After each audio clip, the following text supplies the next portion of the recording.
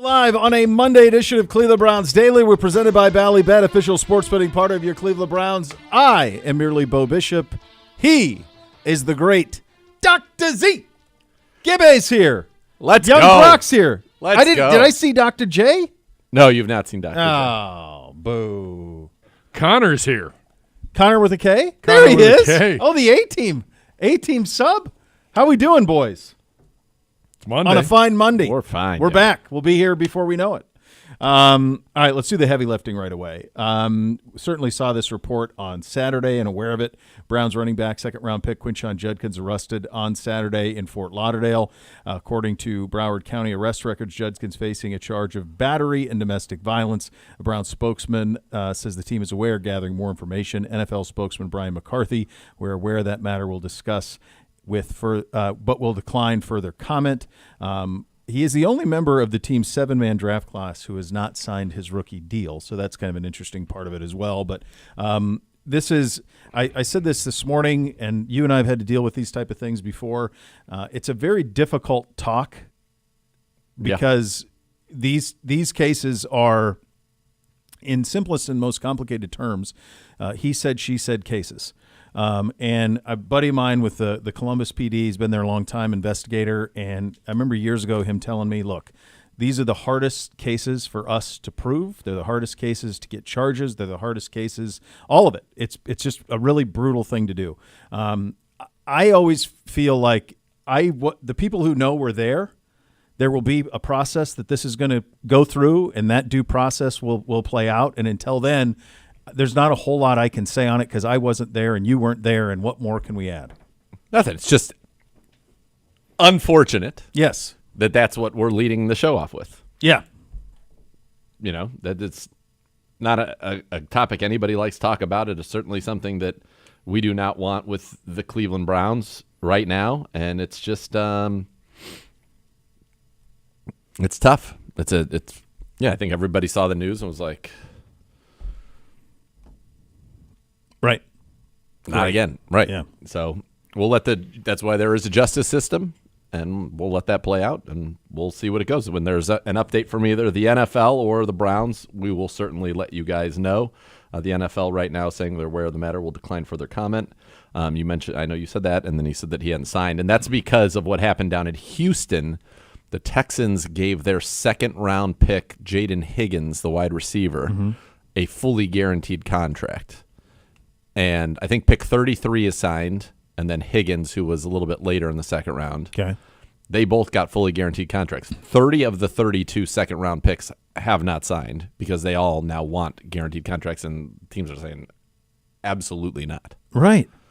Now, what's interesting in the case of Judkins, at least as I understand it, that for rookie deals, any rookie who gets arrested, it voids the guarantees in their deal. It doesn't void the deal, it just voids the guarantees in their deal. So I don't know if that means that that Judkins would sign a deal that has no guarantees, or does he wait and try to let the due process? But he won't be able to because it's not going to happen that fast. It never does. This becomes a very interesting and complicated situation. It does, and it's one of those things where, regardless of how what the real truth of this is and what all comes out and wherever this goes legally, it's a brutal thing for the organization. It's a brutal thing for him, the player, and everybody who's involved in it. And now it'll be something that you're going to have to deal with, and you have to. All sides of it are going to have to deal with it for the foreseeable future. And that's not something that you wanted when you're talking about, by the end of this week, quarterbacks and rookies reporting. Yep. So, we're here now. It's that time. And you had basically one more week to kind of get through it, and then you're in the clear, and that didn't happen. So that part is very disappointing. And as he said, when there is new information on it, we will pass it along to you, be it from the NFL, from Judkins' camp, or from the organization here. That aside, how have you been? Good. Luca's 5 weeks old today. I think he's been great. Last night, he slept from 7:30 to 2:30. It's a good run, good stint. 7 hours. Great tranche. At 5 weeks. Yeah, and then was down again until about 6:30. So he's been doing great. A little fussy during the day, which is tough, but That's what He's they a are. newborn. Yeah. That's what they are. They cry, they eat, they go to the bathroom. You have to change their diaper, and They sleep. They sleep. Sometimes, and listen, I'll take him fuss during the day if he wants to sleep at night. Fine. It's much better than the opposite. Anytime, baby. Yeah. Give me that all day So long. yeah, I'll take it. he's doing great. So I'm good. I'm sad. I had a very good golf season that ended with me really kind of like at a flourish. I worked hard on my game at times this year. There were a couple things I really wanted to improve and was able to do that. And I ended up shooting quite a few rounds in the 60s to wrap things up here. Nice. So that made me very happy. And Why is it wrapped up? You have this we're week. back. You have this week. Oh, we're back. And Walden's Reno, 9 holes Oh are yeah, you shut got down. the Reno. Yeah. So and we're back, dude. We're back. I'm back. not ready. For I'm it. I'm eyeing gonna be the- honest with you. I'm not. This feels so early. I'm eyeing like the 18th? 27th. I think that's a Sunday we're off. I think we have Sundays off until through the preseason. Okay. So I'll be a Sunday. A weekend warrior. Sunday Weekend golfer. warrior a little bit. Yeah. How are you doing? It's lots. It was good. It was crazy. I've never had like 2 weeks off sandwiched by one on, and so like we went out west, which we talked about, Yep. and then last week we were mostly around here, and I thought it was going to be kind of a pretty easy week, but the kids just have so much stuff, and you just chase them. I do have one observation as someone who has driven through the entire length of the state of Pennsylvania now twice in 3 weeks. Yep. Okay, so I've done it all the way to Maryland both times on the Pennsylvania Turnpike, primarily the entire time until you go south and you go into Maryland. I feel like everybody that has a Pennsylvania license plate drives that turnpike like it's Talladega, like they are humming along. I don't know what the speed limit is, but Interesting. But I found that they are not really interested in being in the vicinity of it, and I think that the reason that they're not really in the vicinity of it is in 8 hours, minimum of 8 hours of driving, 16 hours because it's 4 hours each way. Basically, you're driving in Pennsylvania. So 16 hours, 2 trips up and back to Baltimore area for La Crosse. I did not see a single Pennsylvania Highway Patrol. So that's funny. Not when you started that? one. As soon as I get across the state line, they're waiting for me here. Oh, yeah. But in Pennsylvania, I didn't see one. 2 trips, middle of the day. It was two Fridays, 2 Sundays. I did not see a single one. Not one. That really surprises me because I thought you were actually going I to say thought the the Waze opposite. was broken. I thought I was like, are there none anywhere? None. Because I've driven at least into the Pittsburgh portion of it, and then obviously you go past that. You get what's that town you go into where you have to like get off the freeway and then you go on. Well, so to go to Baltimore, you really don't have to until you get like all the way to like Breezewood. But that's what I mean, Breezewood. Oh yeah, way down. That's Yeah. like almost to the other end. That's of, it, basically. Yeah. You're basically through the entire state. So I've driven that many times. I always see a ton of Pennsylvania really? cops. I thought you I were going to don't say know the if it was, like, opposite. fall or I've even something. been pulled over in Pennsylvania, and they let me go, thankfully. But I've never, I've not seen one a in lot. 16 hours See, of I would driving. thought in Maryland has always been more kind of the willy-nilly part for me. Ohio, no. Ohio, like when we drove down, where did I drive? Why was I on the turnpike going down there recently? Oh, when I drove down to Double Eagle. Yeah. I saw 80 cops. Oh, 71, there's one every 5 miles. It's 71 ludicrous. south of the Columbus, there's one every 5 miles. It's nuts. Yes. So Pennsylvania, I have not had that experience, and especially I go, again, only a portion of it. Yeah. In to go to like when we go play the Squealers, Yeah. Gibbe's favorite team. And I always. That's wild. Not one. I mean, it was 16 hours It's of driving. fantastic. Not one.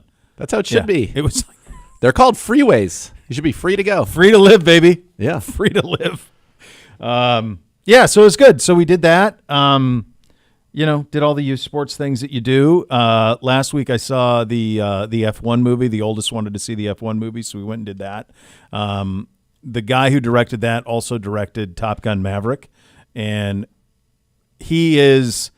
I heard Simmons say this, and it's that dude is the modern day Tony Scott, the director from like the 80s and 90s, who just aced action movies. Yep. That F1 movie is awesome. So good. So good. And it's Theater only. to me, we went on a big screen, and it was one of Yeah. the big screens, and Yep. it was awesome. Like it didn't tug at the heartstrings like Top Gun Maverick because you didn't have all the nostalgia, but in terms of the way that they filmed the action, it was a stunning accomplishment. And it made you, when you walked out of it, you're like, God, I got to know more about this world. Yeah. It was just a really cool movie. Yep. So that was kind of fun. Best guess on what 2 tickets for a 3 o'clock showing, 1 popcorn and 2 pops cost? 3 o'clock showing. The popcorn and the pops is where they're going to get you. Oh, baby. Because I think How many? Give me. I think you're probably got two- $12 a person for the movie tickets. $2, or you got 2 tickets to a 3 o'clock showing. 2 tickets 1 popcorn. and 2 We Cokes. went the small size on the popcorn and the pop. Popcorn and 2 drinks might run you as much as the movie tickets. $20. I think you're all in 50. I think you're at $44. 50. $54.50. Yeah. $54.50. Yeah. Now it was worth it. It was great. I mean, I don't know if it was worth it. What's worth anything? But it was like, that was a movie that I'm glad I saw in the theater. How long? What's the runtime on that thing? 2:35. They could All have right, so they could have a long shaved one. 30 minutes off it, and Pretty probably should have pretty easily. Well, so you had 3 hours of entertainment. No. So the other thing was it started right at 3. No previews. That's How about kind of that? nice. I like that. Which was cool. So they had a bunch of stuff that was going on in the 15 minutes, but at 3 o'clock, because I'm like, lights went down 3 o'clock. I'm like, okay, 4 or 5 previews. No, Let's go go. time. So I was like, oh, So no previews at any point? none. Interesting. No, they just launched into I it like at 3 that o'clock. because they've gotten to the point now where you almost get like 30 minutes of it. Before I wonder the if movie. people, maybe if they just figured like, hey, if we start this on time, I don't know. But it was ready to go right at 3. Like if you walked in at 3:05, you missed kind of an important first 5 minutes. So, yeah. It's like when I was late for, oh man. What was that movie? M. Night Shyamalan, Bruce Willis, Oh, the kid one? I See Dead People. Yeah, yeah. Yeah, I missed the first few minutes, so I like the ending completely blew my mind. It's a big one to miss, the beginning. Yeah. It's hard to make up for that. No. You can't catch up. No. No. I was like, what do you mean? What do you mean this guy's dead? I got another hot take for you. Maryland, you can have your crab. You can have it. I'm not dealing with it. I don't want to. Don't bring me a hammer and a pincher. And Old Bay is fine. It's totally fine. Overrated. Average. I don't even think it's. Overrated, dude. What about when they bring you Average. your shrimp in Maryland and they're like, oh, peel and eat? No, go to hell. How about you peel it? I'm paying. I'll eat it. Yeah, I was like, and I was there so much, and it's like, all right, you got to get it. So I did it, No. and I know in my head, like overrated. Alaskan is so much superior. The whole process is better, but just the idea of like going through it, I'm just like, what just happened? I got shards in my fingers. You can have it. Yeah. I like a crab cake, and that's about it. Yeah, you just the rest of it you can have. You really can. But it was good. It was good. Other than that, Gibby, how are you? How's everything? Good. It's good to. You got it's south? good to be back. We're not ready for what's coming. No, but, it's gonna too much.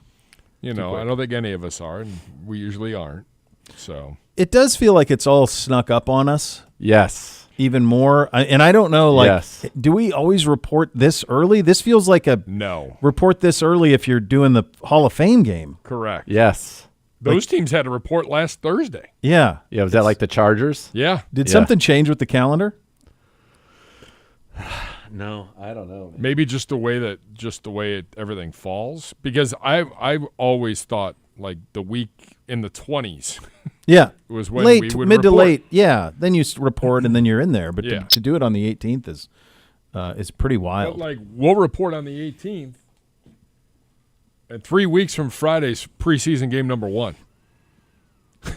3 weeks. Well, August 8th. but to me, that feels like a long time.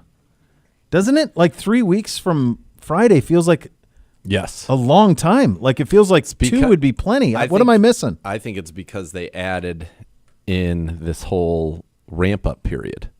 So like they're going to be back next week on Monday, No, that's report Tuesday. Tuesday, Okay, Tuesday.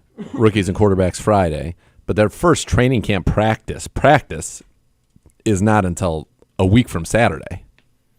Oh. The 26th. Well, that makes sense. So you're right. It's the ramp up. It's just a ramp up. I think we're open to the public on Friday the 25th.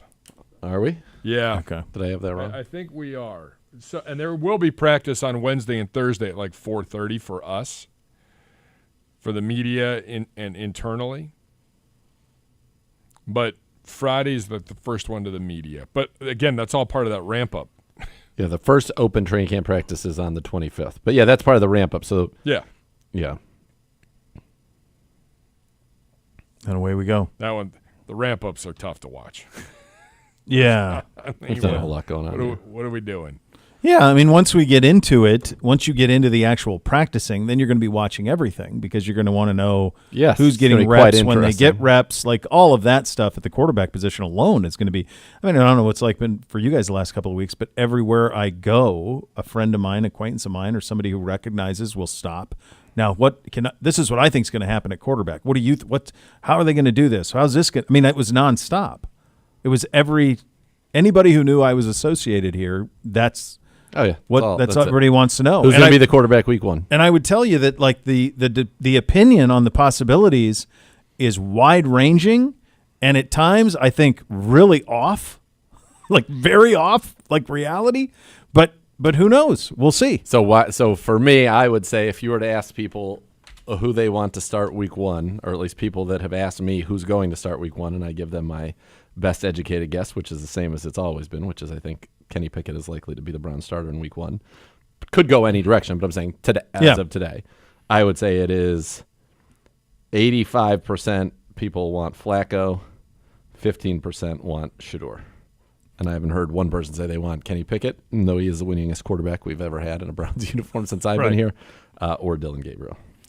That's just straw poll. And even though I think my percentages would probably give Shador a little bit more. Okay. And Flacco a little bit less, but the breakdown would be exactly how yours is. Every once in a while, I'll even get a Pickett. I don't ever get a Gabriel. And I'm always quick to remind people, like, they picked him first. Yes. And they picked him higher than most people thought he was going to get picked. Yep. That's how much they like him. Yep. And it feels like it just falls on deaf ears, on deaf ears, on deaf ears. And it's like that's not like your and my opinion. That's not scores. That's just what happened. The draft happened. They liked him the most.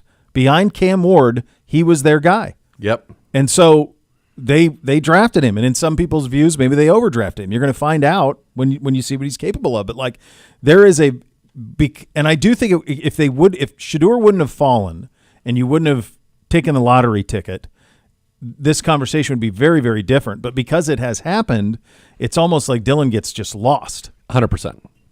100%.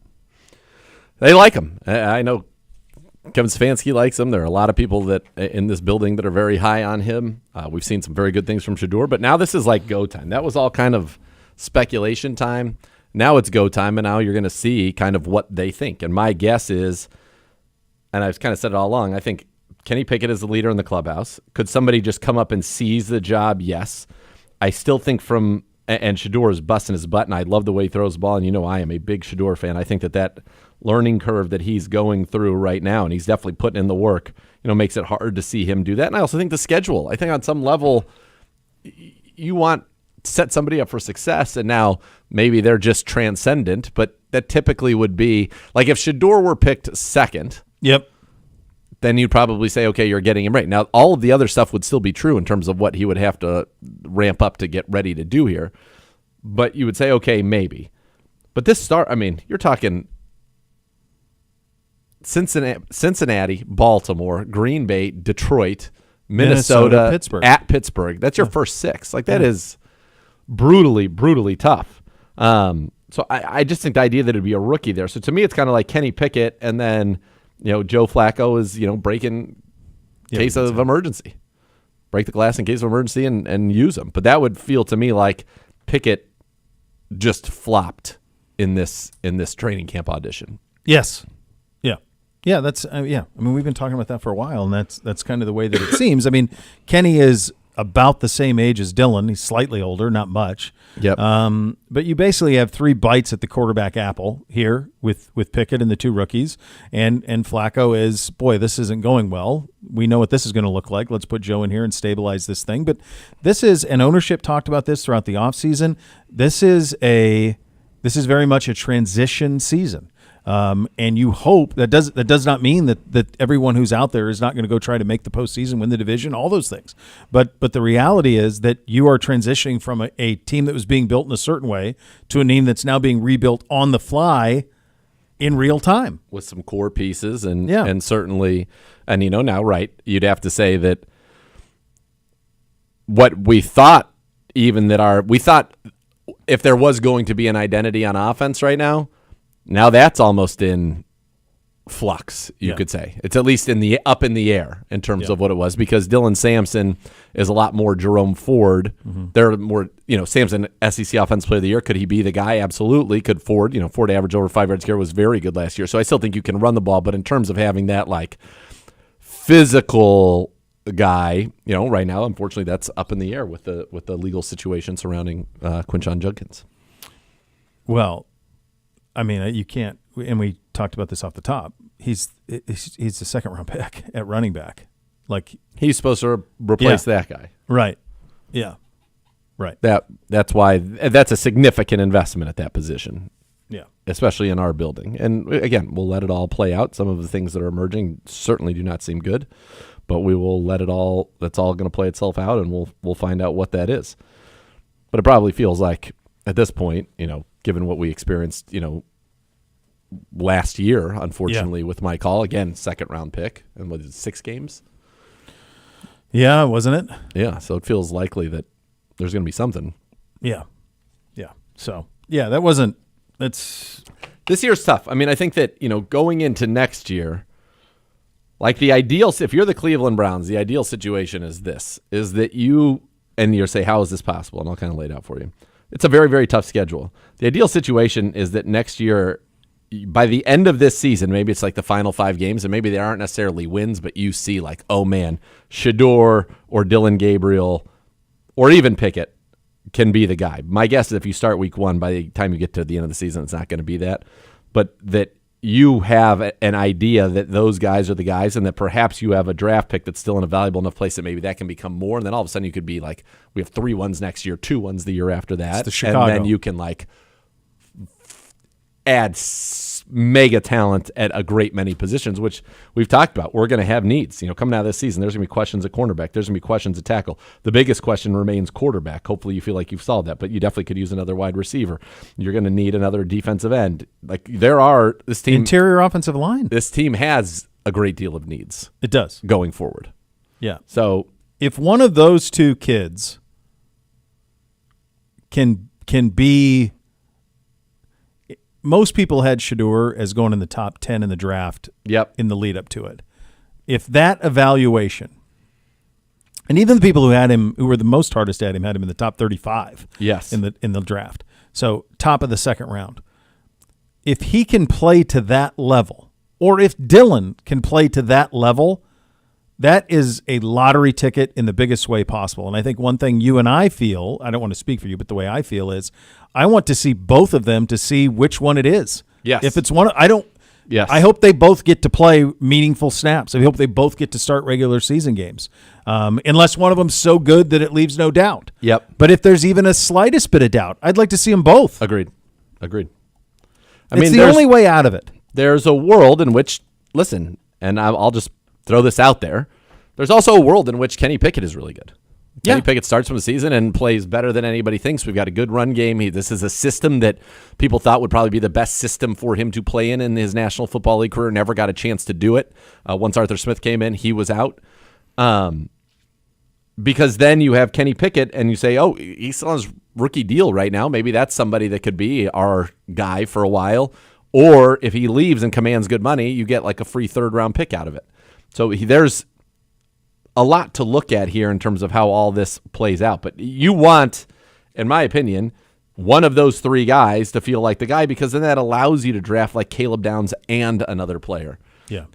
Because the reality is if they're not, you're going to end up most likely using, depending on how bad it gets, either one of your ones or 2 of your ones to get a quarterback again next year. Yeah. Which getting that right is the most important thing. It's all that matters. It's the only thing. But that's why this is an interesting season, because it is a season in transition, and yet you still have some unbelievable parts of your core, and that's what makes this, I think, going to be kind of like a fascinating watch. But I think like the number 1 thing is to win games. The number 2 thing behind that is to get an answer at the quarterback position. Yeah. And you're looking at the season. And the answer could be that yes, we can go with one of these guys, or no, we cannot go with any of them. But I do think you need to have some type of an idea on that by the end of the year. And to your point, it's almost like you could see this season being played in 6-5-6 or 6-6-5, quarterback tranches. Yeah, I mean, like if it, and you give the person whoever goes first. I'd like to see that. But whoever is up first has the opportunity to turn that plan on its head. Yeah, if Pickett goes first and he's great in the first 6, go forth, young man. Yeah, live. And then if let's say I think if it's Gabriel next, then he has the chance to run with it. Yeah. But if you end up in that that situation, that's a lot of what this year is. This defense is definitely good enough to win. There's no question about it. I think that this run game was definitely set up to be good enough to win with this offensive line. I think still is better than people think, even with kind of this question mark now that has to be out there. This team's not going to – I don't think we're going to be a shootout team. No. But I do think we have the ability to be a tough, competitive football team that I think is better than what the perception of it is slated to be, but is also on a mission to – it's a year – people always ask me, I think we would be significant underdogs to win the AFC North. Yeah. I think that's fair to say. We'd be significant underdogs to go to the playoffs and win the Super Bowl. Doesn't mean that it's not possible. 3.5 is the over-under. Okay, right. Doesn't mean it's not possible, but what Vegas is saying that's unlikely. So this is a season, though, where I think at the end of it, if this season accomplishes, in my mind, what it needs to accomplish by the end of the season, you are going to be jonesing for 2026 Cleveland Browns football. Yeah. Yeah. I think that's the way that this has to be. That's the way I'm viewing it. That way. I'd love to be pleasantly surprised. Of course. Who wouldn't? Of course, but to the question, if you got four quarterbacks in that room and you got a roster that's in a little bit of transition, so nobody down there is going to care about it. They're going to start doing the work starting on Friday to build towards it, and we'll see what all of it's all about. But that's kind of where you're at. It's hard to believe that we're already here again. Those are your hot topics today, presented by University Hospitals, official healthcare partner of your Cleveland Browns. We will take a look at the defensive line room coming up next. You'll listen to Cleveland Browns Daily. It's presented by Ballybet, official sports betting partner of your Cleveland Browns.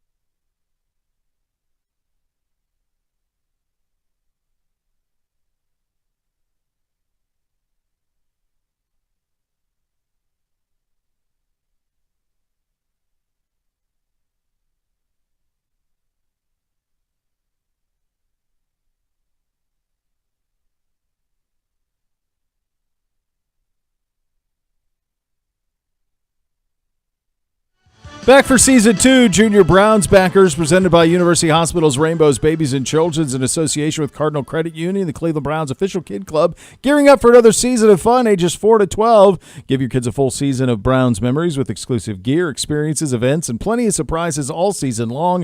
Visit juniorbrownsbackers.com to join today. Remember, before we went on hiatus last week, we had done the entire offense, and now we will handle the Browns defense, and we will start in the defensive line room. And anytime you start here, of course, you start with Myles Garrett.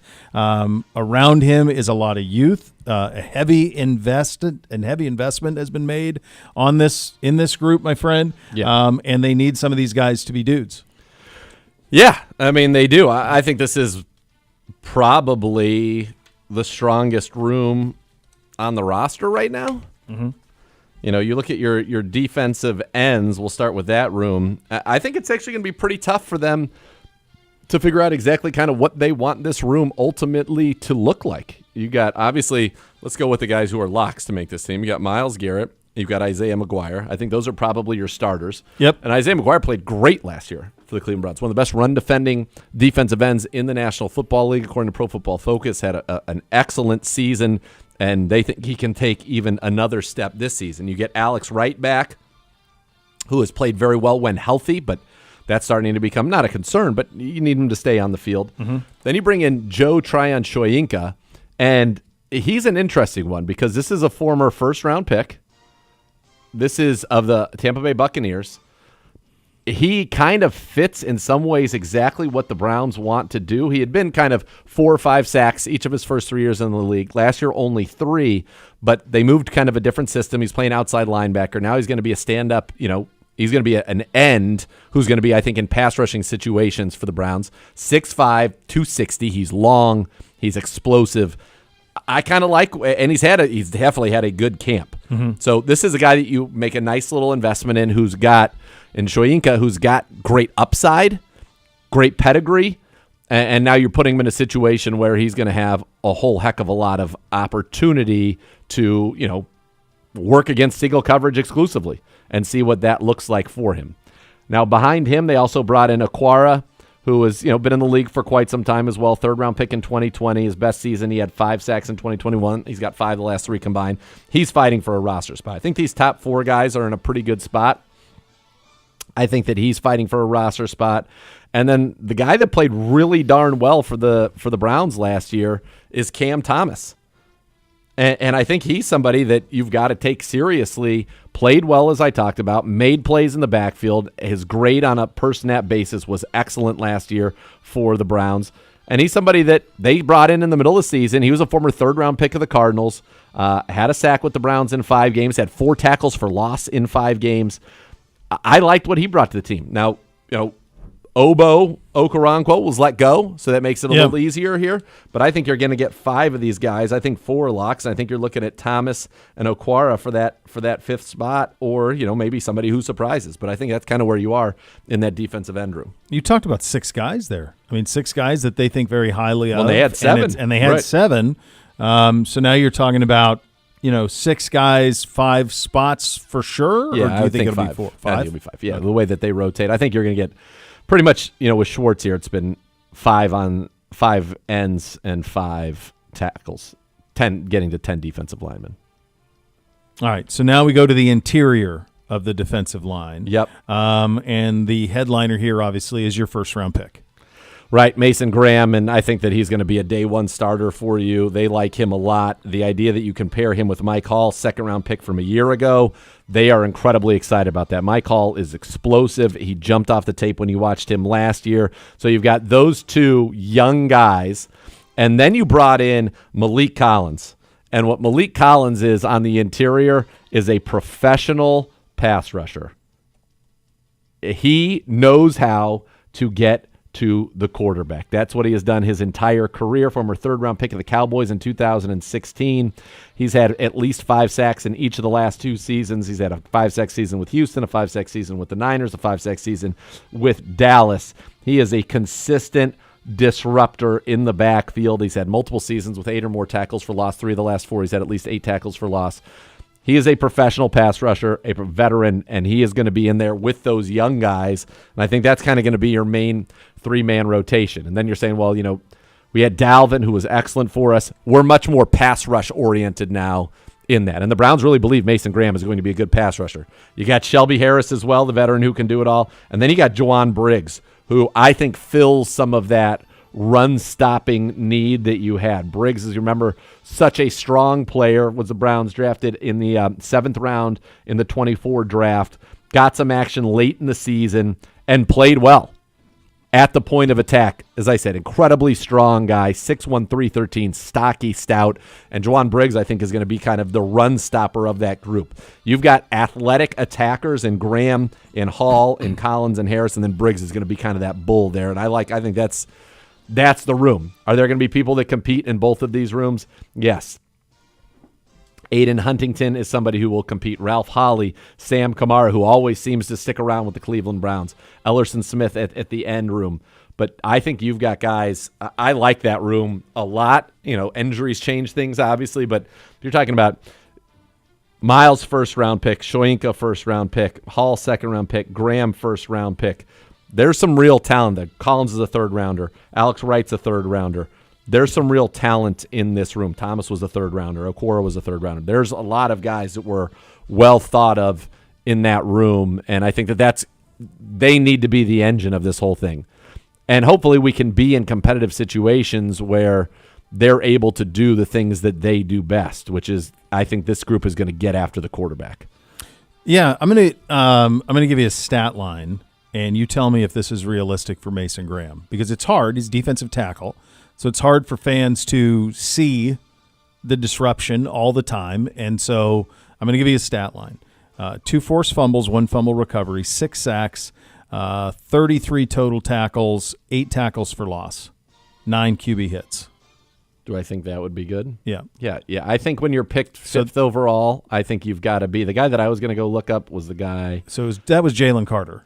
Okay. That's what Jalen Carter did. So he was second in Defensive Rookie of the Year. He played last year, was his second year. He was made the Pro Bowl, AP, second team All-Pro, all of those things. But as a rookie, he was 6 sacks, 8 tackles for loss, 2 forced fumbles. So I was looking up the kid from the Rams. That's who I immediately wanted to look up. Yeah. Braden Fisk. Yeah. Who was the 39th pick in the draft, and he in his rookie year, 8.5 sacks, 10 tackles for a loss, 2 forced fumbles, 2 fumble recoveries. I think that. So that's the impact you should get when you pick a guy that high. 5th, yes. I mean, because you're talking 30s. Jalen probably would have been higher. He had the off-field stuff. For sure. But he probably would have been higher. I think a lot of people thought he was maybe the best overall player in that draft. Yep. But at the same time, if you're going high like that impact needs to be there in that vicinity. And that's a lot of pressure, but that comes with being picked where he was picked. And people will say, well, Jordan Davis was picked 13th overall, and he's got 3.5 sacks in 3 years in the league.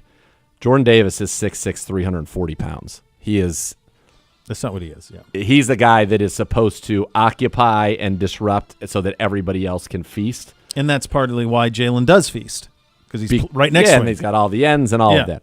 Mason Graham is 6'3", 320. He is an up the field guy. That's what he is supposed to be. That's why I did field. Carter's 6'3", 214. So they're 314. So very similar. And Graham was a little lighter than that. The common thing he was 297. Yep. But yes, that's what it's supposed to be.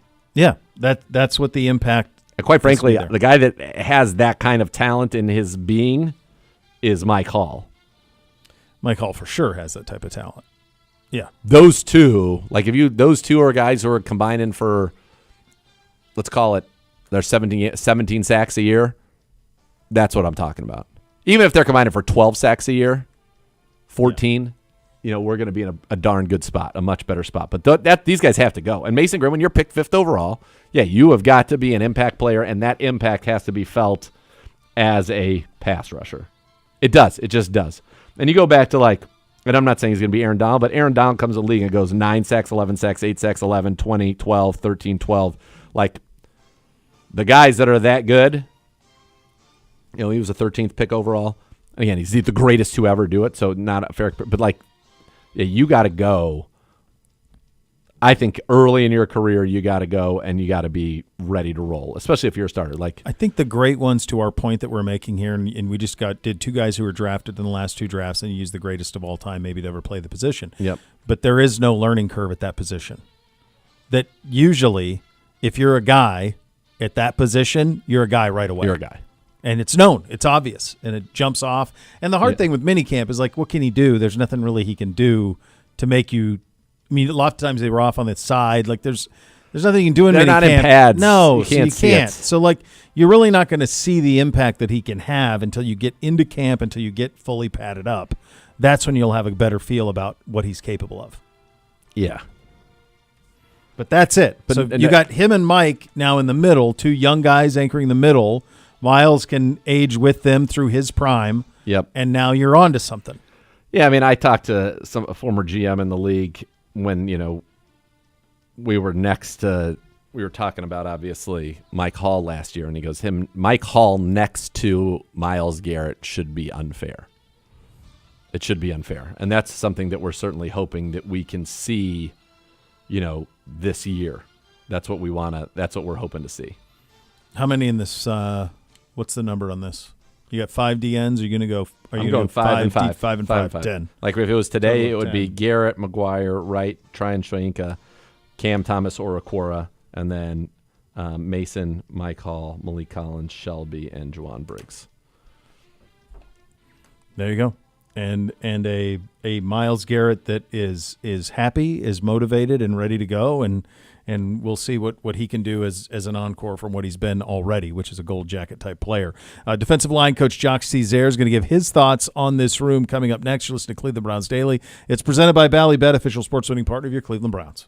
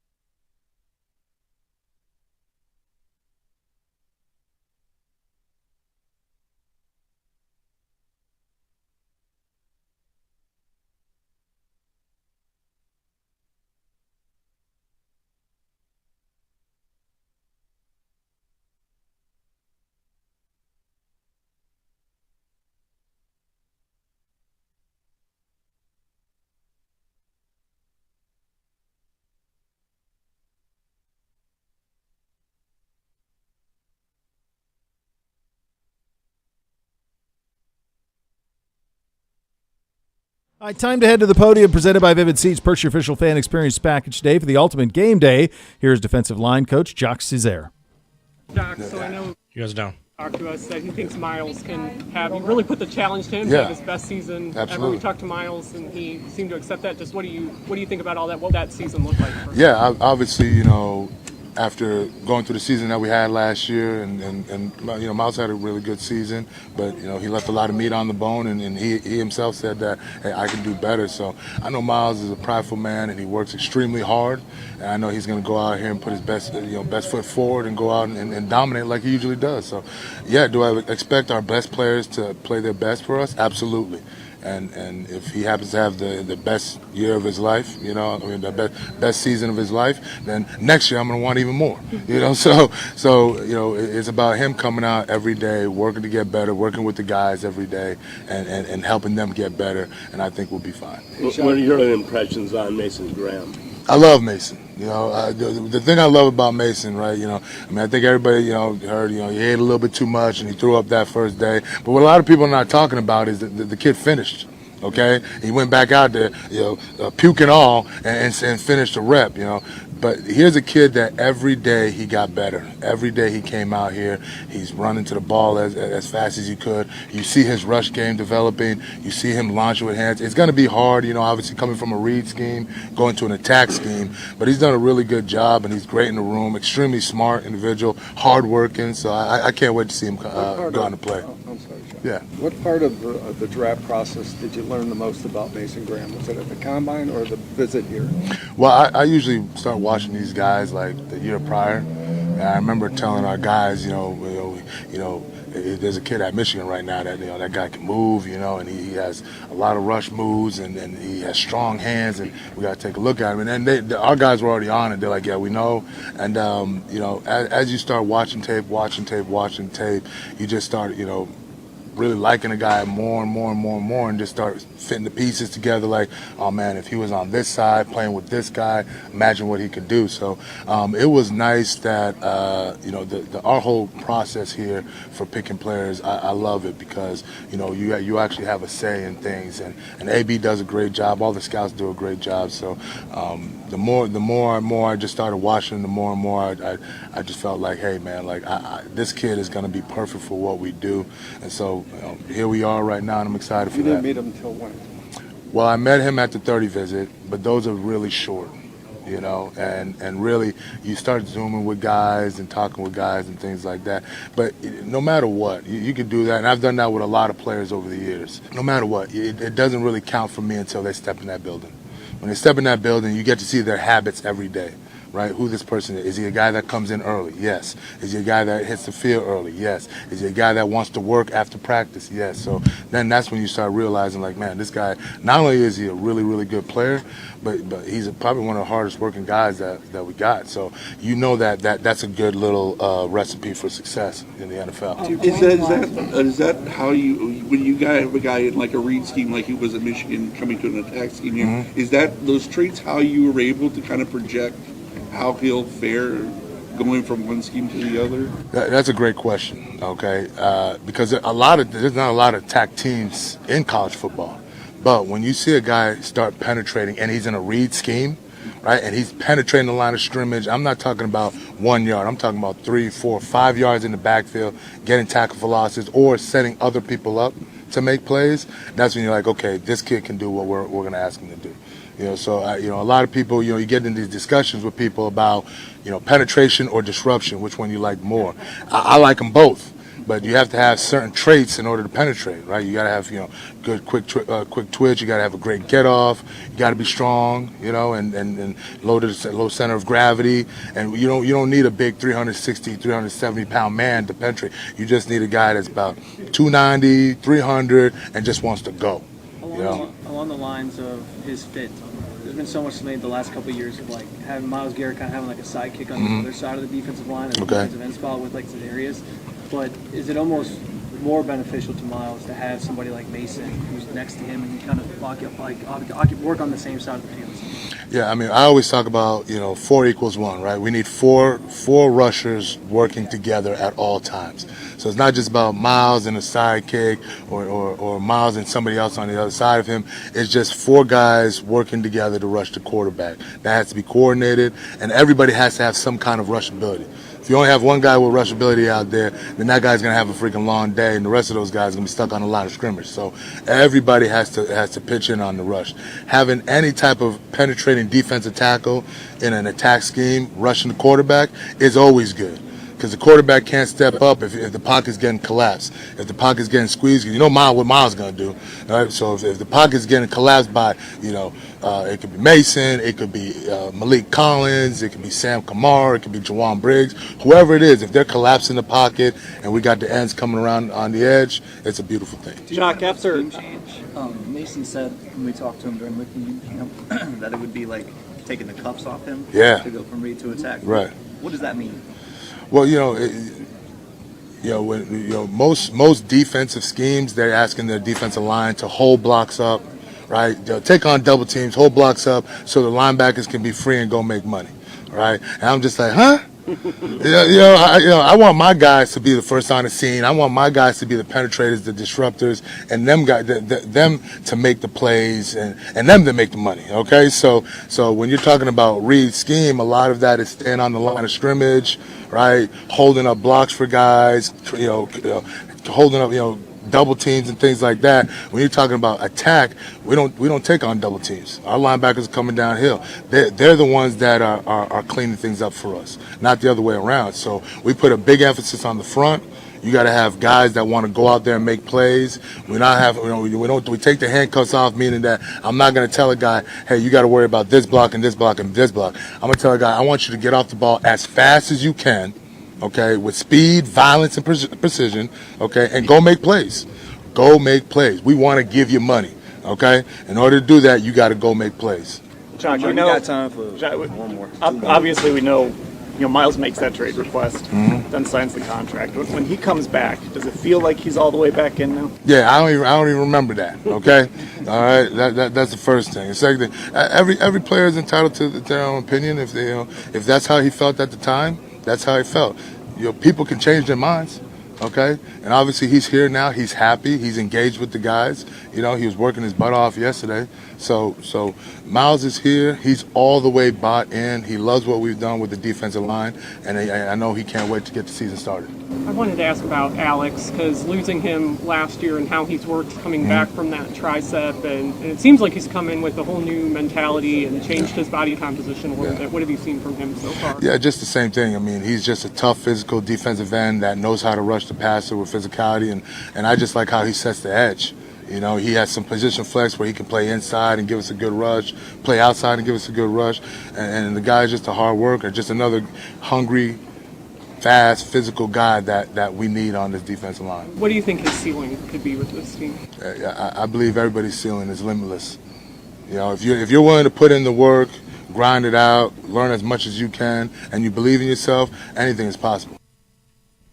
All right, there you go. Should be the strength of this team, or certainly one of them, that defensive line, Jock Cesar, in charge of putting it all together. Coming up, second hour of the program, we continue with the Browns' quarter-century team made up of players since 2000. We will pick the defense this week, and we will start on the defensive line. That is coming up next. You're listening to Cleveland Browns Daily, presented by Bally Bet, official sports betting partner of your Cleveland Browns.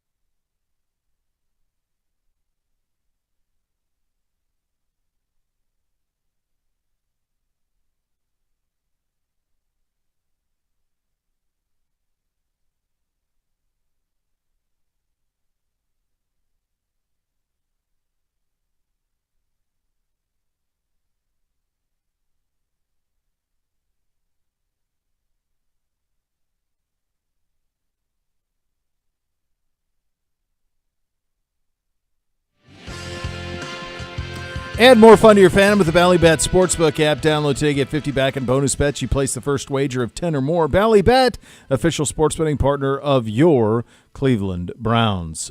2 weeks ago, before hiatus, we put together the offensive side. What was our total number we ended up with from a numerical breakdown roster-wise? Offensively. Were we at 25 offense? No, 24, 26, I think. 24 offense? Yeah. Is where we ended up? Yeah. Always heavier on the defense because right now, in my mind, it would be 10 down the D line, probably 6 at linebacker, 10 in the secondary. Okay. All right, so we did the offense 2 weeks 10, ago. 10, 5, 11, depending. And now we will do the defensive line. Yep. And we will do the defense throughout this week. So we're going to pick 2 starters at defensive end, 2 starters at defensive tackle, and then we will fill out that room with 10 of them. I'll tell you what, you have some very nice players here, but you also have, like, you crushed one, and then you have a bunch of names that at times just didn't live up. I mean, they just didn't. And you think about Gerard Warren, you think about Courtney Brown. Yep. That's way before my time. I couldn't. Gibby, you could probably speak to that better than either of us could in terms of what happened with those two guys. Gerard Warren, the ladies' man, Cavassier. Was he? Oh, yeah. But he was. I mean, was he the second pick? And Courtney was second or first? First. Yeah. I was confused earlier. You're talking about this team. We may have had 25. I know we had 10. We had 10 linemen on the. I thought you did it on a thing. Didn't you do it? I a have spreadsheet? I have it on a spreadsheet. You're right. Actually, it might be on this piece of paper that I have right here. No, it's on here. Here we go. All right, we've got. Actually, it bled through. It looks like we had 24. We got 2 at quarterback, 4 at running backs. That's 6. 6 at receivers, 12. 3 tight ends, 15. And 10 offensive linemen, 25. Okay, so we're going to go 25 then. Yep. Okay. All right. Yeah, so I mean that's what this kind of this is like one of those things where it's like thank God for Miles, because otherwise in terms of where some of these guys were drafted just didn't live up to the draft number. No, but we're looking at them like in their Browns. So like Clowney had a 9-sack season with the Browns. Oh yeah, for sure. So he would be on there. You would have my guess is it's going to be Garrett, Clowney, Zadarius, and Olivier Vernon. That's probably my guess. Courtney Brown and, to your point, Gerard Warren. Those are the 2 big disappointments. So here's the thing. Here's the interesting thing about Gerard Warren that I didn't realize. That Gerard Warren had 16 and a half sacks in 4 years for us. Really? I thought he was a complete bust. I think it's probably. And I'm not saying, like, he went 3rd overall. So given where he went, yes. But he had 4 forced fumbles, 4 fumble recoveries. He had 16 and a half sacks. I mean, the one year he had 61 tackles. Jeez. Yeah, Brown. I just pulled up Courtney, and there got to be Browns fans who remember this time vividly. I have a Courtney Brown jersey. Yeah, I'm sure you do.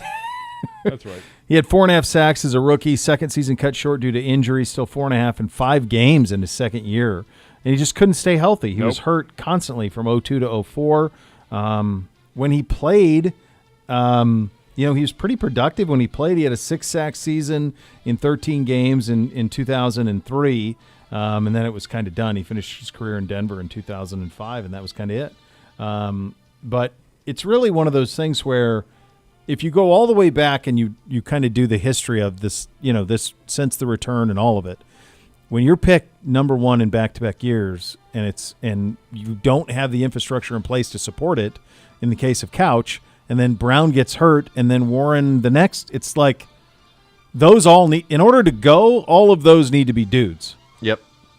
And they just weren't. They We're weren't. not. For various reasons, they just weren't. I mean, yeah, you talk about missing on your top picks. 99 Couch, number 1. 2000, I think Tim Couch Courtney could have Brown, been number fine. He was 1. just in such a 2001 tough Gerard spot. Warren at number 3. yeah, so like, and the Couch one, I just think I give him a pass because 1,000,000%. I just don't know that anyone could have survived it. Agreed. I mean, I think David Carr was a better quarterback coming out of Fresno State than Derek Carr, But Derek Carr went into an advantageous position with the Raiders. Yes. And David Carr was sent to slaughter. Yes. With an expansion team, the same thing that happened to Couch. So, like, if you land in different spots, I just feel like Couch it just stinks because you're number 1 overall and you probably feel like you win in that instance. But if he goes 5 to Philly or wherever Donovan McNabb went, how's it different? Right. So that's the tough one. But so you're thinking 10 in this group here? I think we're Or going we to need end to up. It's going to be. I think we're going to end up at 9. I think it's a little bit of a stretch to get there. Obviously, Miles is all-time franchise starting defensive end. So yes. That's one you got very, very right. I mean, so who starts opposite Miles? It's either Clowney or Olivier Vernon. I think you can get to 5 in this defensive end room of like quality players. I think it is a lot harder in the defensive tackle room. Yeah. So, like, to me, it'd be Jadeveon Clowney. I think Clowney was when Clowney and Miles The year he was good. that year when Clowney had 9. I thought that was about as good as it got as a part. And Olivier was really good Olivier too. Vernon had 9 sacks in 2020 and then never played again, which is wild. I would tell you, I think Jabal Sheard had some amazing years for us. I'd put Jabal. He was going to be my 5th. Yeah. And then you have Za'Darius and Jabal. Yeah. Sheard in 4 years. His first 2 years, he had 7 and 8 sacks. Yeah. 7 forced fumbles. Yeah. 23 sacks. What's hard about this, too, is defensive end, defensive tackle is like, for example, Desmond Bryant's a defensive tackle. He played defensive end for us because he was a 3-4 defensive end. Yeah. So he's really a defensive tackle. Same with Billy Wynn's really a defensive tackle. But I think those are the 5. Garrett Clowney, Vernon Smith, and Jabal Sheard. Like, that's a pretty darn good room. Yeah. Yeah, I think I'd go 4 in the defense. The defense tackle one's tough. Yeah, what was the Oh yeah, jeez. There's another one that like you had Ogba here. He blossomed He really out of blossomed here. out of here. He had those 2 years in Miami where he had 9 sacks back-to-back years. I mean, what's there was crazy? a guy you drafted top of the second round, Emmanuel Ogba. Yeah. In 16. What's crazy is I don't know that we have had in our whole time doing this, like we just have not had a defensive tackle who's been a Pro Bowler. Have we? Not that I know of. I mean, you would know better than me, but there's nobody on this list. Is there? No, that's what I'm saying. That's why you're talking about Mason Graham and you're talking about, Mike Hall. Like, those are young guys who have got to go. Bigly. Yeah, I mean, I got news for you. Like, I mean, I don't remember you. I mean, Gerard Warren might be on this list. Sean Rogers was a Pro Bowler. Was he here? 2008. Oh, yeah. He's on it then. Then he's on the list. list. He's on the list. He makes the team. Yeah, he's on the list then. Looking through the rest. So Sean Rogers makes the list. Probably. I mean, it's probably like Sean Rogers, Dalvin, Sheldon Richardson, and Desmond Bryant. Desmond Bryant had 5.5 and then 6 sacks. Desmond Bryant. Daba Rubin was pretty good. Big Rube. Good guy. Phil Taylor, good guy. Warren was pretty good in the 4 years. I mean, his first 4 years here, he's pretty good. He had 10 as a rookie, 5 sacks, 10 tackles for loss. Yeah, I mean, 5.5 sacks in year 3. I mean, It's to me, it's the whole hard. time. He started the whole way. I mean, To me, every it's game he hard to started. think, though, if somebody who was drafted 3rd overall doesn't even get a second contract with the team that drafted him, that they make your all-century team. Did he just get cut? Or was he traded? Which guy are we talking about? Gerard Warren. Like, he played the first 4 years of his career here. Did he get cut? He was traded from the Browns to the Broncos for a 2005 4th-round pick. Okay. So It's just, if that's where we're at, I just feel like that's a hard thing. That's hard to be on your all-quarter-century team. Right? I mean, you're saying 4 years later, that's it? I wonder why would you even make that trade? I don't, yeah. That's one of those ones where I think you just maybe needed to be there because he was. But I don't know, like, who knows what was going on behind the scenes at that time. But Yeah, do you remember that at all, Gibbe?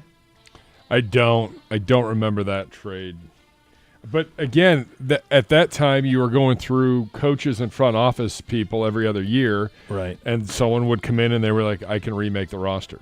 Yeah. And get rid of it and all. Yeah. Now we're playing We don't need all 3-4 these guys. defense. I and can- we're That's what playing was happening. 3-4, 4-3, 3-4, flip, flip, yeah. flip. He's not a 3-4. He's a 3-4 defensive end. He's not. Now he's a nose, and it's like, I mean, that's how you just another chase your part of tail. the problem is, and Danny Shelton is a multiple-time Super Bowl champion and went on to stayed in the NFL for quite some time. But when you draft him, 12th overall, that's just not what you in 3 years with the Browns. He had 1.5 sacks and 11 tackles for loss. That's just not what you.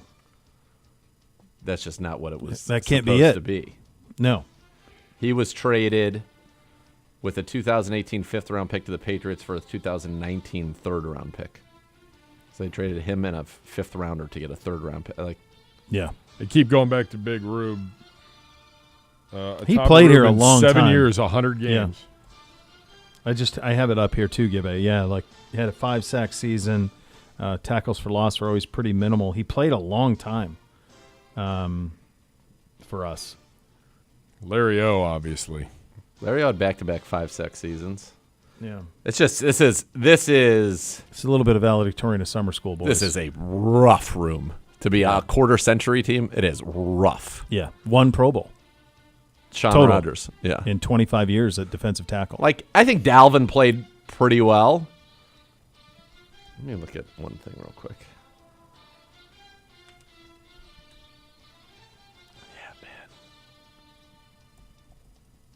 It's not I mean, like they Phil didn't Taylor try. played 4 years. Big Phil.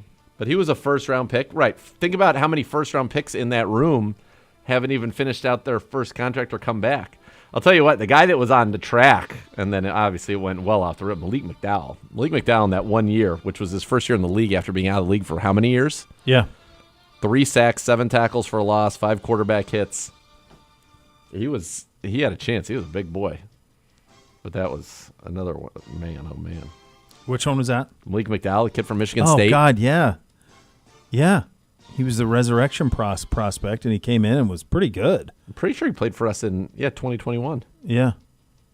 That was the year we started. His first game was in Kansas City, and that was the game that we had Had him. Chubb fumbled. Pretty sure like Ronnie Harris, a coach on their team, like hit Ronnie Harrison, That's and he right. hit him back, and Ronnie Harrison got thrown out, and nothing happened to the coach. Wasn't that the opener? It was the opener. Opener in And Kansas City. Bake was Mahomes lights out in and the then first half. And then we were smoking them. Yeah. And there was the fumble, and then Mahomes had like a scramble right that he threw in front of me, like 60 yards in the air to That's right. Yeah. Hill. Yeah. Yeah, that was Malik McDowell. This is a. I will say this. What This is a they tough don't room. have in Pro Bowls, they more than made up for in interviews. Yeah, this is a This great. Phil is a Taylor interview was room. These an are great. unbelievable interview. A lot to of this great day. humans here. Sheldon Richard. Do you remember Sheldon Richardson's first interview Oh, in here? my God. In the gorgeous Orange Montclair. vest. Yeah. The Montclair orange $1,200 vest. He looked great. Like, I I love think- Sheldon. I think it's like Sean Rodgers, Dalvin, Sheldon Richardson, Desmond Bryant. Desmond Bryant, the best pass rusher we had on the inside the entire time we were here. For Yeah. sure. Give it to big. You want to go Sheldon, Dalvin, Sheldon, Yeah. Rodgers, Yep. those three, and then do we do Desmond Bryant or Taba Rubin? I think it's Desmond Bryant. Desmond Bryant, Desmond Bryant He had some promise he was very good here. on some very bad Browns teams. He was a guy that, again, if you can stay healthy.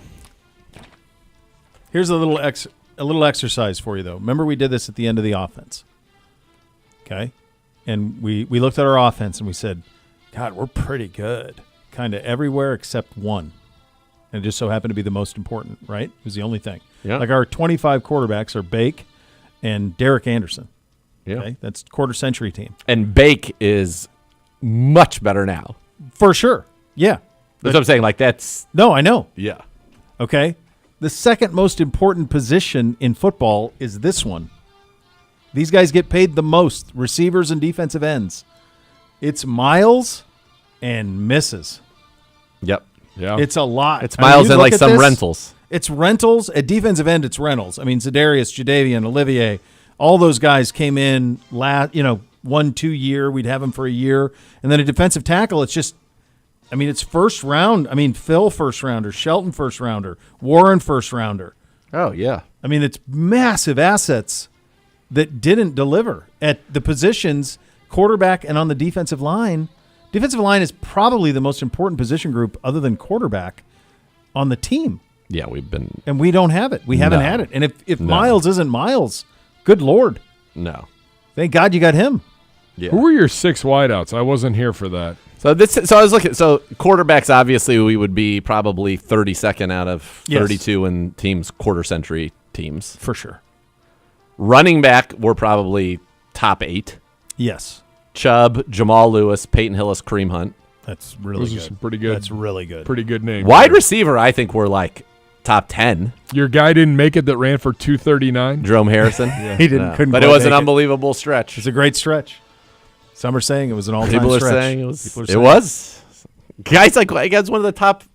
I don't know if it's still top 5, but we were looking at it. You missed this, but at the top end 5 rushing game of all time. He went through all of it, and I said at the end of it, I have no recollection of that. Let me ask you a question. Was he on your fantasy team that you ended up winning a championship with? And he goes, yep. There's also a guy. There had to be something because I don't remember it at all. There's also a year. There's Sean Bryson, played for like the Lions, I think. Yeah, you get those guys that have a little run. A year. Our wide receiver room, I think, is actually very good. Who were they? Here you go. Josh Gordon. Yeah. Jarvis. Okay. Braylon Edwards. Yep. Josh Cribbs. Amari and Judy. Yeah. I mean, that's really good. It's a great room. Some dudes. Yeah, that's like that's a real That's room. a legit room. Like, that's a top 15 for sure. For sure. Top half of the league room of the quarter century. There's Agreed. no question. And your offensive line is top 5. Your tight ends are solid. I mean, you got 3 Pro Bowlers: Njoku, Barnage, Jordan Cameron.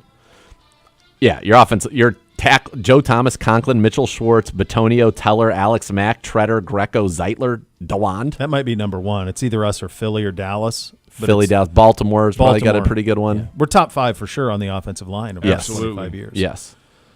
Yeah, and then defensive end is Miles, and then some solid, serviceable, but that's not going to be. But And then defensive tackle might be 32.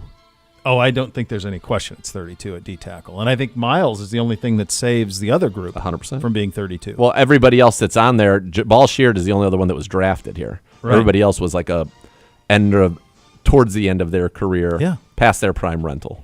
You have to if you hit on quarterbacks and defense. That's why in Houston they did cartwheels because they think they landed their quarterback and defensive end in the same draft. I know.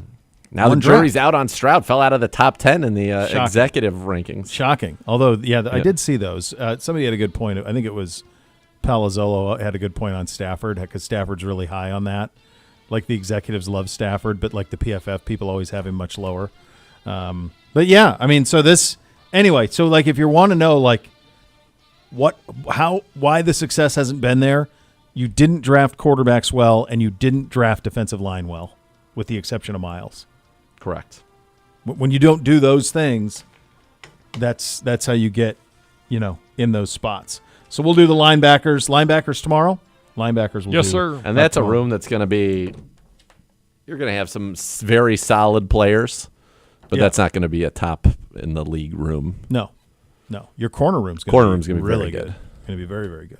We'll go around the sports world coming up next. You'll listen to Cleveland Browns Daily, presented by Bally Bet, official sports betting partner of your Cleveland Browns.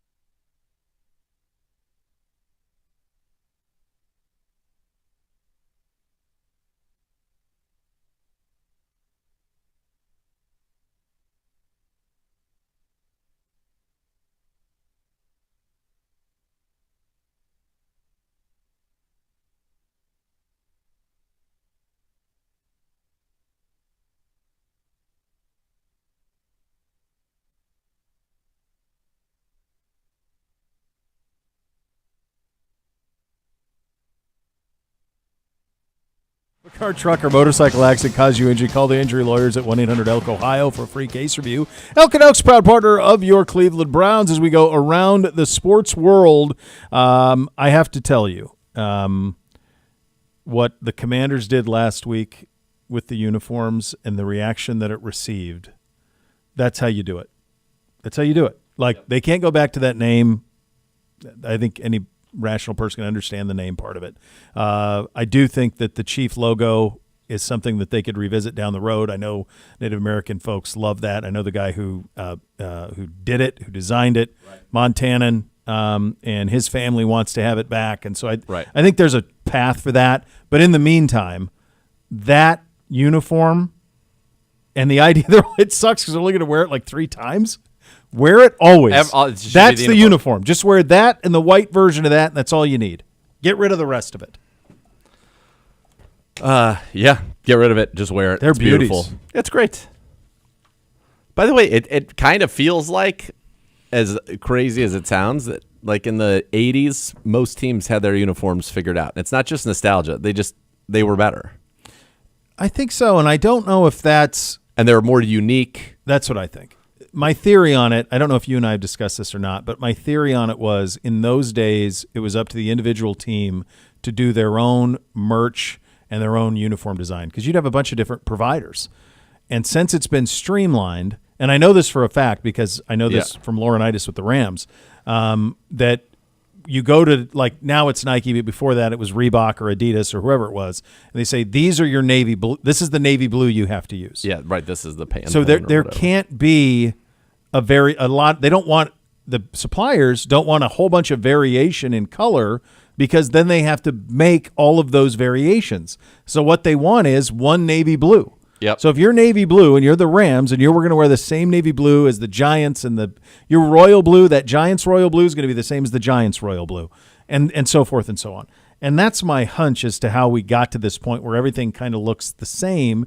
And anytime we see anything from the 80s pop up, it's like a color explosion because it's all these shades we don't normally see. Well, this is really cool. So this is gridiron-uniforms.com, and I just put in 1989. This is who wore what in 1989. This is week 3.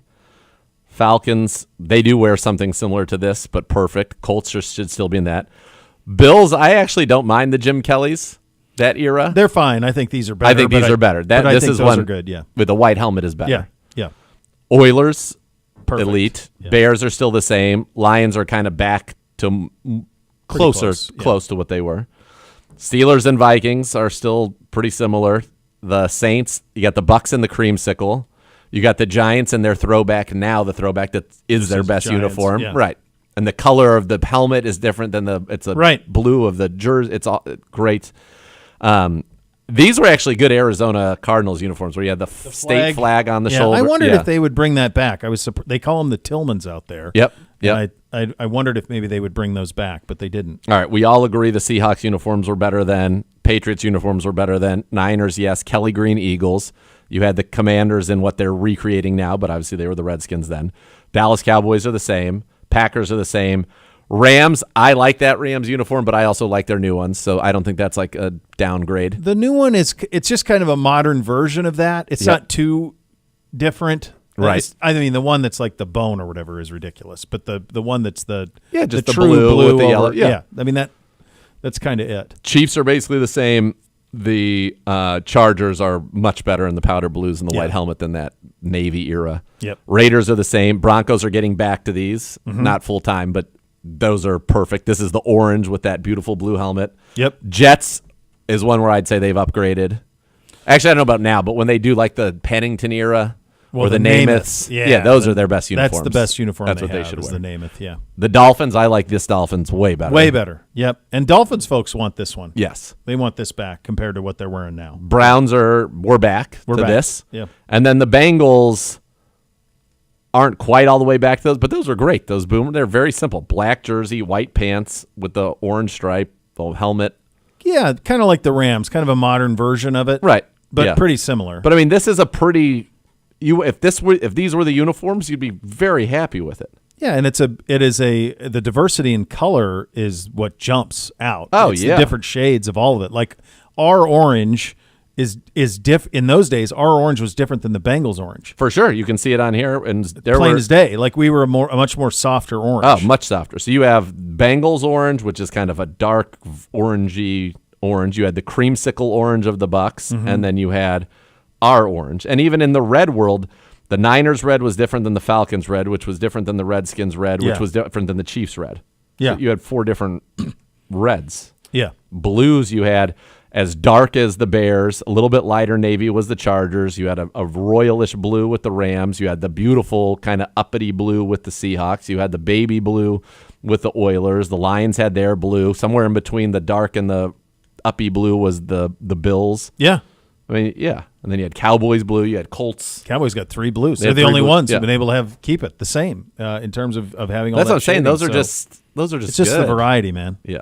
Yeah, it crushed. It crushed at that time, and so when a team, it's amazing. Like all they did was go back to what they used to wear, and it just has a W on it, and that's it. Other than that, it's the same, and the fans go nuts when that dropped. I mean, it's kind of everything that you'd want. Yep. The Arizona Cardinals are offering fans a chance to fly on the team plane to their Week 11 matchup in Dallas against the Cowboys. Packages begin at $2,500, includes airfare, hotel, game tickets, and more.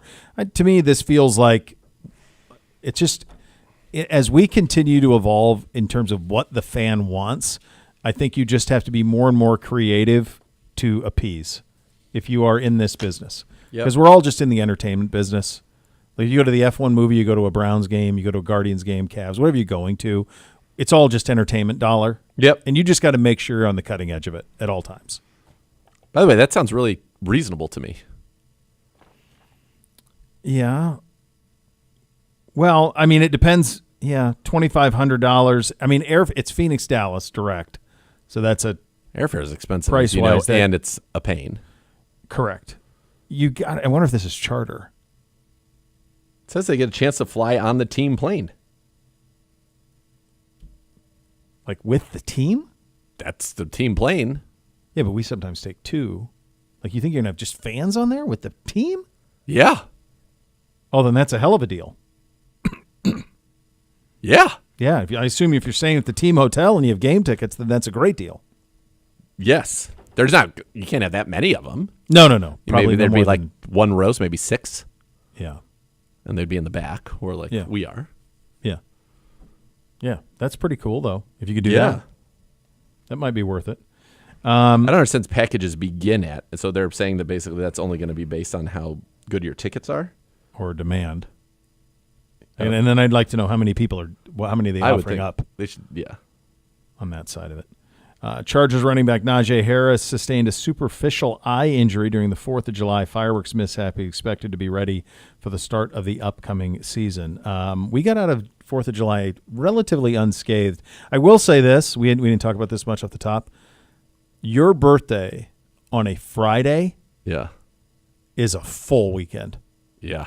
I mean, because we had fireworks at the club Thursday, fireworks at the lake Friday, fireworks at a friend's house Saturday, and then another club fireworks Sunday. I'm like, I'm fireworked out. You don't need that. It was so much fireworks. I'm going to go out there and tell you, we should observe 4th of July on Friday every year, no matter when the 4th actually falls. Pretty great, I will say. It's not. Pretty great. Come on. Thursday night, then. You got a Friday for the holiday. There's nothing worse than 4th of July on a Tuesday or Wednesday, and then you're back to work on the next day. And it's a good job out of you, Gibbe. So we were off Thursday show. We had pre-recorded, so we had that. And by the time, and I did my Columbus activities on that morning. By the time I got to Sunday, I just told Amy, I'm like, my God, I feel like I've been off for a week. And it was just 2 shows, but when you have that holiday on the 4th, man, it felt like substantial. Yeah. Yeah, it's a good job. I think you need to observe it. Wouldn't be the worst thing we to do take. Some crazy things in the world right now. We allow for some crazy things. I think this could slide in there and be just fine. Would it be smart to take Memorial Day and Labor Day and move them to Friday? Yeah, all holidays should be on Friday instead of a Monday. Absolutely. Right? Yes. I'm fine. I think that might make I'm a good sense with at too. least Memorial Day. That might be some It should all just be Friday and Monday. That's really what it should be. Now we're really Talking. Now we're talking, baby. Yeah. 4-day weekends on all of them. Can I just say this? You so say we anything you had like. we have in our neighborhood. There's an HOA. Yeah. People came into our neighborhood from outside of our neighborhood, and at around 11 o'clock on the 4th, did a fireworks show that was very loud, and then they left all their trash out there everywhere. Just so I fully understand. Someone who does not live in your neighborhood. That's right. Came into your neighborhood. Came right down to the bottom, went a little to the right where there's that little turnaround, and did a 20-minute show that sounded like bombs were going off. Luca's crying. Kayla's furious. We're like, who are you? What are you doing? There were you didn't a know lot of people out there. Nobody was right. It was 11:30 at night, 11 o'clock at night. Yeah. And then nobody went out there. And then it's been found out now that it was not people from our neighborhood. And now the HOAs all send all these emails and this will never happen again. And it's like, oh my goodness. It's very funny. But at the same time, it's not funny when it's you. Now, if anyone was waking up Luca, no, that was not funny. That was not funny. Oh, I can't. How do you leave? It was not a great situation, is what it was. It was not a great situation, and it wasn't like launched fireworks that were like the pretty ones. It was like the ones that just are boomers. just like M80s. Yeah, just like perfect. Yeah, I got a guy that lives 3 doors down from me. Boomers. Think he's in Vietnam at 8 a.m. Boom, shake the house. Great, Jeez. Perfect, wonderful. That's what I say. I also think that we should also have like a window where you can do the fireworks, and then it's done. Well, and technically, in the state of Ohio, there is. Okay, but it's not enforced. It is not enforced. Here's an idea. Enforce that the way you enforce the speeds on 71. Perfect. Take half of that enforcement and enforce that. Agreed. Because you don't need it for a week straight. No. It's enough. It's a solid 72 hours. Pick it, man. Whatever the number is. Do 2 nights. You can do it for 2 nights. Fine. But the day before the fourth, like the 3rd, 4th, and 5th. I think it's got to be done before 10 p.m. That's an old man talking, but I have a newborn baby. Like 11:30. I think totally wrapped by 11. 11 is fair. Fine. Totally wrapped. And by the way, it is because it's got to get nightmare dark. for dogs. You know, my dogs hate it. My dogs Buddy's and been nothing. okay. He was okay. Oh no, Asa Woody was hiding under Bryce's bed upstairs. Under the bed. She's so ferocious. Under the bed. We were not in town, but we literally our dog watcher had to take the dogs out by like 8 o'clock at night because if there's one boom, I'll hold it for 16 hours. I'm not going out there. Sorry, Dad. Yeah, it's just not happening. Like you got to get them out before the shenanigans start. Yeah, I think 3rd, 4th, 5th. Anything other than that, arrested.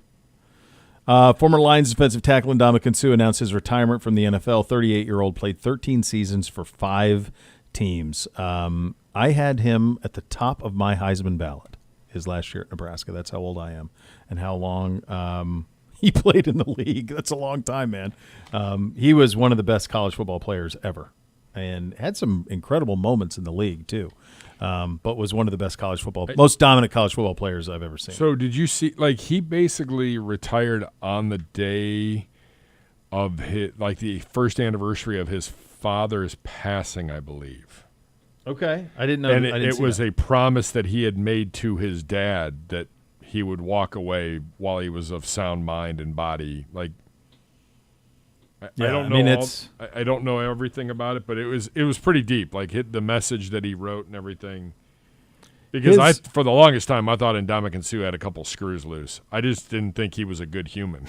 Yeah, but he's a darn good football player. Yeah, yeah. His 2009 at Nebraska, he is obviously unanimous All-American, Big 12 Defensive Lineman of the Year, Big 12 Defensive Player of the Year, AP College Football Player of the Year, Bill Willis Trophy, Chuck Bednarik Award, Bronco Nagurski, Lombardi, Outland. He won all of them. He won the defensive player in all of them. He was the number 2 pick in the draft. He was a 3-time first-team All-Pro and a 2-time second-team All-Pro. Yeah, Super Bowl champion, NFL Defensive Rookie of the Year. Massive career. Just massive. Yeah, stud. Yeah. So hanging him up after 13 seasons. We got some other things we're going to go around here. Continuing around the sports world coming up next. You listen to Cleveland Browns Daily, presented by Bally Bet, official sports betting partner, your Cleveland Browns on 850 ESPN Cleveland.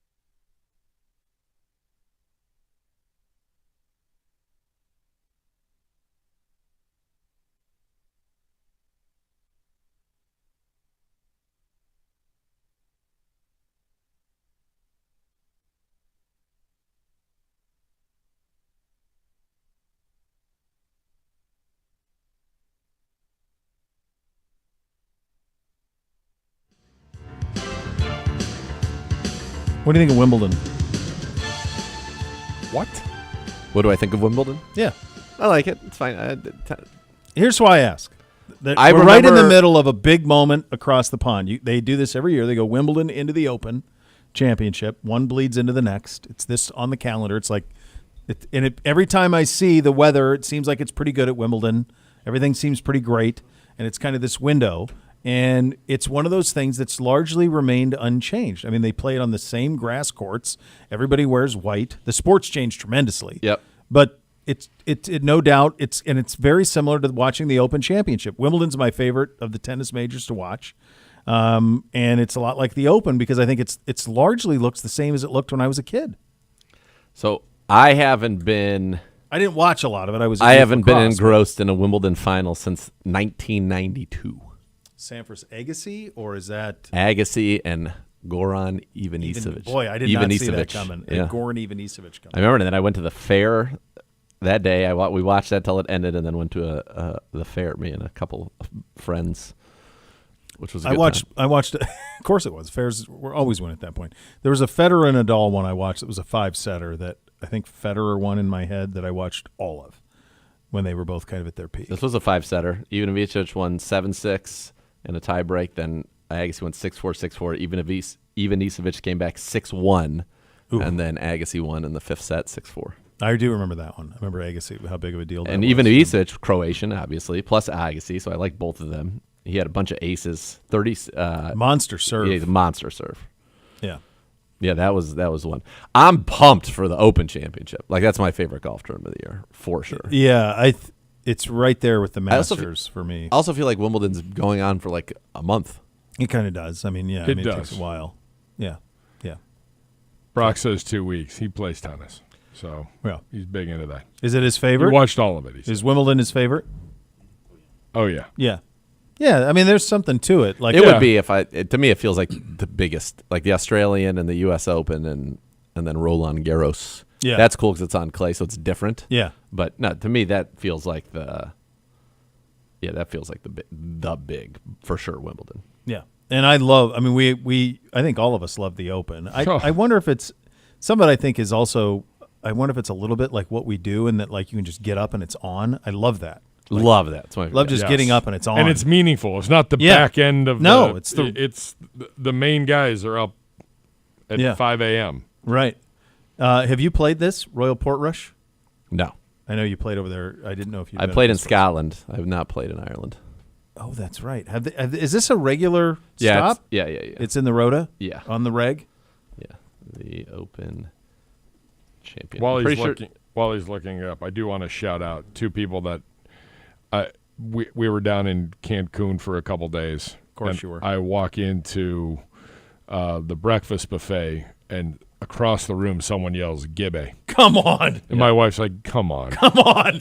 2 minutes. Are you kidding me? Yeah, dude. You're Jake and Courtney. The shot queen going like, really? Yeah. Jake and Courtney and 25 of their family members, and he listens to the show every day. So I needed to make sure I shouted him out. Oh, Gibbe in Cancun. And then we kept running into him, and he was great. His family was awesome. They were very, very nice people. They were awesome to hang with. And that's amazing. You should be. I mean, it's appropriate. All right. So the last time it was here was 2019 Shane Lowry. Okay. Is this the one where this was the one that it was like Rory better win? Yes. It's in Ireland. Yep. Like he's very familiar. So he's very familiar with this course. Yep. And he was in the mix over the weekend, right? At the Scottish Open? Yeah, he was in the mix. So maybe it might only be, I mean, I'm going back now. I don't see it being there any other times. Let's see. Will the weather be good? Because you mentioned 1951 and 2019, so only twice has it had the Open. This will be the third time. See, I like that. Wow. Different course, different track. That's cool. Will the weather cooperate? Because like you said, the weather always looks good except for the week of the Open. It does. I mean, if for whatever reason at the Every year. Open Championship, it's always a disaster, it seems like. But then Wimbledon feels okay. I don't know. Yeah, one of my buddies is flying over. He's going to Open? Friday. Yeah. I think that would be really cool. Yeah. I do think that'd be. I buddy did that $30. at St. Andrews and said it was awesome to be able to do that. All right, there you go, kids. Good to be back. Big week. Next level's coming up next. Thanks for listening, everybody. Cleveland Browns Daily, presented by Ballybet, official sports betting partner of your Cleveland Browns.